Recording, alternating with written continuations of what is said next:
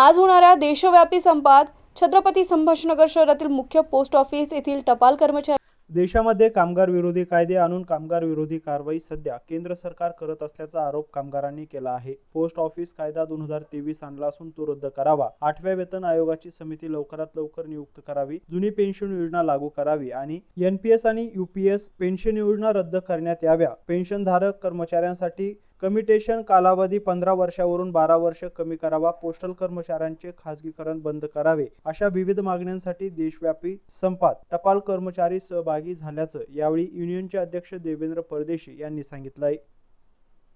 आज संपूर्ण देशभरामध्ये कामगारांच्या वतीने देशव्यापी आंदोलन करण्यात येत आहे। सर्व संघटना यामध्ये सहभागी झालेल्या आहे आणि आज आपण सध्या जे केंद्र सरकारचं पोस्ट ऑफिस आहे त्या ठिकाणी आपण आलेलो आहे आणि या ठिकाणी सुद्धा काही आपले जे कर्मचारी ते सध्या आंदोलन करत आहेत। आंदोलनाच्या ठिकाणी ते घोषणा सुद्धा देत आहे।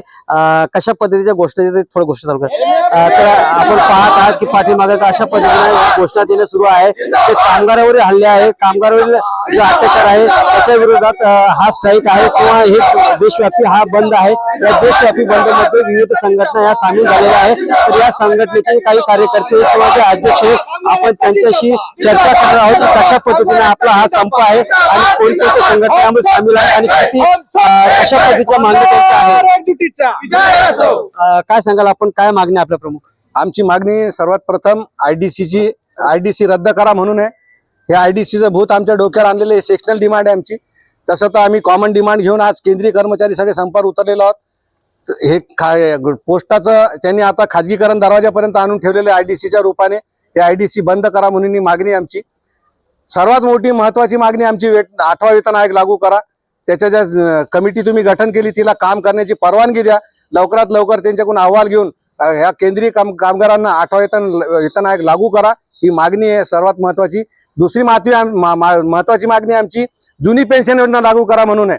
जुनी पेन्शन आमच्या जुन्या आता हे आमचे रिटायर झाले आमचे माजी अध्यक्ष यांना पेन्शन मिळते, परंतु माझा जो नवीन कामगार आहे हा जो रिटायर होईल तर याला पेन्शन राहणार नाही। सरकारने त्याचा पेन्शनचा अधिकार हिरावून घेतलेला आहे। ती जुनी पेन्शन योजना लागू करा म्हणून मागणी आहे। तिसरी कामगार कायदा जो आणलेला आहे सरकारने हा कामगारांच्या विरोधामध्ये जुलमी कायदा आणलेला आहे, तो कामगार कायदा 2023 रद्द करा ही मागणी आहे। आणि अनुकंपामध्ये जी भरतीचं 5% रिझर्वेशन दिलेलं आहे तो रिझर्वेशन हटवण्यात यावं। सरसकट ती कामगार अनुकंपाची भरती करण्यात यावी ही मागणी आहे। आमच्या ज्या रिक्त जागा आहेत त्या त्वरित भरण्यात याव्या ही मागणी आहे। तर आपण बघितलं की सगळ्या क्षेत्रामध्ये जे खाजगीकरण सुरू आहे त्या खाजगीकरणाच्या विरोधात यांचा लढा आहे आणि कुठेतरी त्यांचं जे PF SI असेल किंवा त्यांची जे आपलं मागण्या असतील त्या पूर्ण व्हायला पाहिजे अशी त्यांची मागणी आहे। काय सांगाल आपण, एक महिला या ठिकाणी आंदोलनात सहभागी आहे, काय प्रमुख मागणी आहे? प्रमुख मागणी अशी आहे आमची की जी जुनी पेन्शन योजना आहे, आज आमची अजून 30 वर्ष सर्व्हिस बाकी आहे आणि या सर्व्हिस मध्ये आम्ही काय काय लढा देणार। हे जुन्या लोकांना तर पेन्शन आहे, पण आम्ही जेव्हा रिटायर होऊ त्यावेळेस आम्हाला काहीतरी हे पाहिजे, तेवढी मागणी आहे आमची की जुनी आणि 8वा वेतन आयोग पण लागू झाला पाहिजे। तर आपण बघितलं की जी जुनी पेन्शन योजना आहे ती लागू करावी आणि 8वा वेतन सुद्धा यामध्ये लागू करावा असे त्यांचे म्हणणं आहे। काय सांगाल, आपण सहभागी आहात, काय प्रमुख मागणी आहे, काय वाटतं आपल्याला? सर, मला असं वाटतं की आता आम्ही तर रिटायर व्हायला आलेलो आहे, आमचे फक्त 3-4 वर्ष राहिलेत रिटायरमेंटला, पण आम्ही सगळं जे आंदोलन करतोय हे सगळं नवीन लोकांसाठी करतोय। ही पेन्शन योजना लागू झाली, नवीन पेन्शन योजना लागू, जुनी पेन्शन योजना लागू झाली पाहिजे।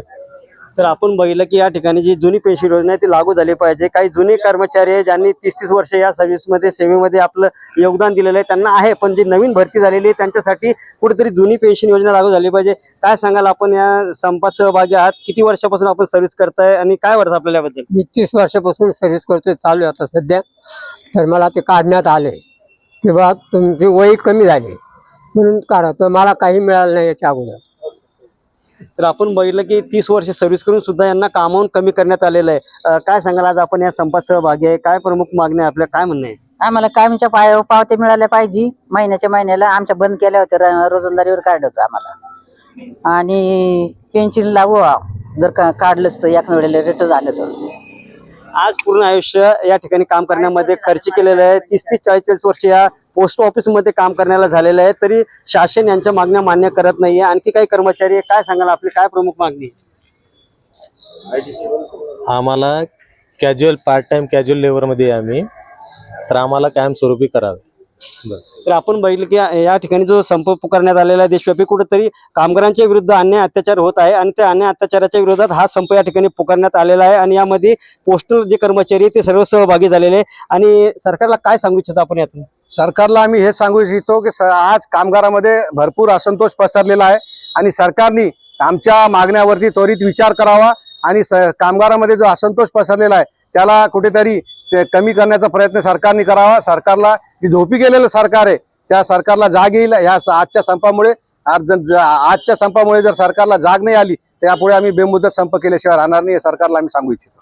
तर आपण बघितलं की सरकार हे कामगार विरोधी आहे आणि कामगारांच्या ज्या समस्या आहेत ते पूर्ण करत नाहीये. एकीकडे सरकार हे खाजगीकरण करत आहे, एकीकडे यांचा जो पेन्शनचा मुद्दा आहे तो उपस्थित झालेला आहे आणि कामगारावरील जे अत्याचार आहे ते कमी व्हायला पाहिजे, यासाठी हा देशव्यापी संप या ठिकाणी कामगारांनी पुकारलेला आहे. मी रवींद्र सुरडकर, MCN न्यूज, छत्रपती संभाजीनगर.